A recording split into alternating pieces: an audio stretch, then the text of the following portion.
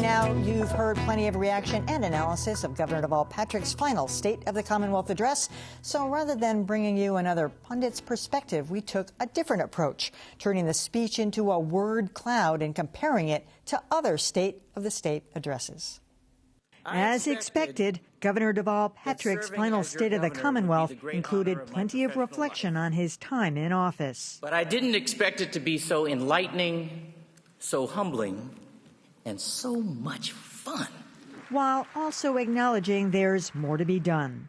And yet, even as we celebrate that progress tonight, some things have not changed enough. So how does the governor's address compare to those of his New England counterparts? We toss their words into the clouds, uploading the text of their speeches into the website wordle.net. As you can see, business and jobs stood out in Governor Patrick's speech. Now I ask Massachusetts businesses to do what only you can do to grow our economy. Hire somebody. Meanwhile, in Rhode Island, education was one of the big talking points for outgoing Governor Lincoln Chafee. Each year that I've been governor, I've made public education a priority, and that continues tonight. Vermont Governor Pete Shumlin took an entirely different route in his January 8th address. Today, I want to focus exclusively on a matter of great concern to our state's future. The crisis that I'm talking about is the rising tide of drug addiction and drug-related crimes that are spreading across Vermont. For more on what stands out in these speeches and sets Massachusetts apart, I'm joined by Erin O'Brien. She's an associate professor of political science at UMass Boston and an expert in social welfare policy. Welcome to Greater Boston. Thrilled to be here. So that was interesting.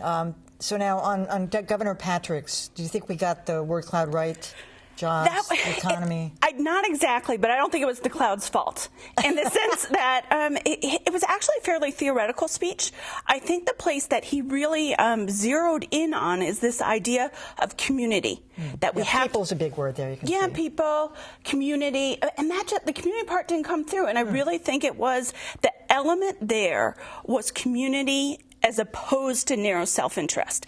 And that's a pretty theoretical theme, so that's why I think the cloud didn't pick up on it. And every policy area he brought up, he linked back to community over narrow self-interest. He is such a good orator. It's easy to get swept up in his presentation, but did you think his message was good? Yeah, I think the delivery was good, and I thought it was a really good speech. I think it hasn't got as much good attention as I think it should have. He started with the, we're #1 in Massachusetts with reclaimed victory in Veterans Affairs, education.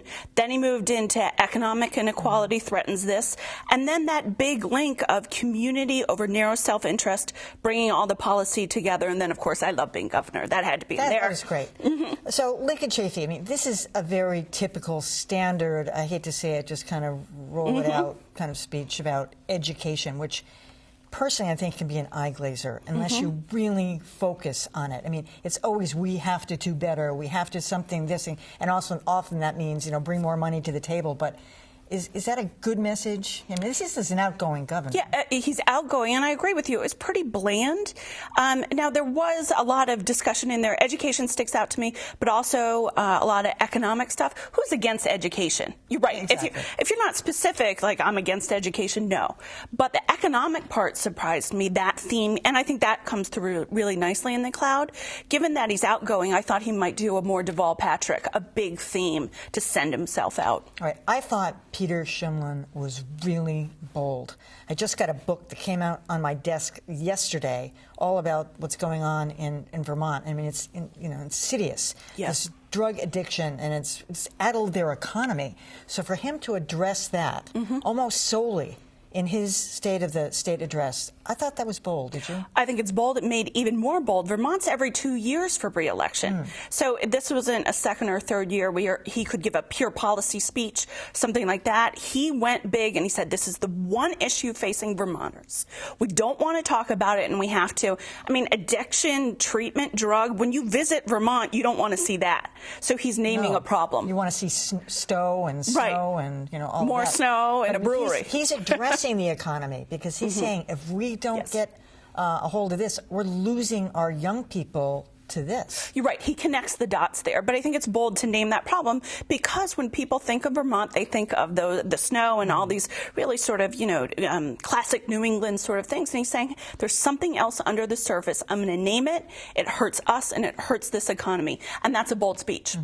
Going back over these speeches over the years, even President Obama's last night. I mean, I don't know about you, but I wouldn't have wanted to even try to word cloud that because there's a lot of platitudes and a lot of congratulations to people that he brings in the audience, and and this thing went on for an hour and 21 minutes or something. It was hard to grasp onto something, which is why going back to Peter Shumlin's of Vermont again, it was such a clear message. Yes, I feel like if you did the word cloud on Obama's, nothing would stand out because it was just line after Michelle. line. Yeah, right. Yeah, and the moment at the end was great. Yeah. But as a policy speech, I was very underwhelmed. Nothing stood out there. It was a bit of a snooze fest, I have to say.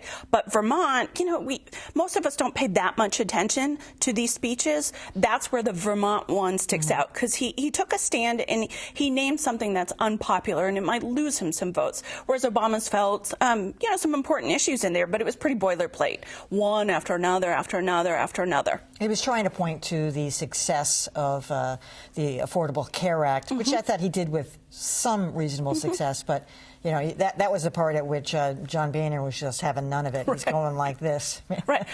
Although Boehner didn't stand up for pay equity, that was the one I was like, stand up.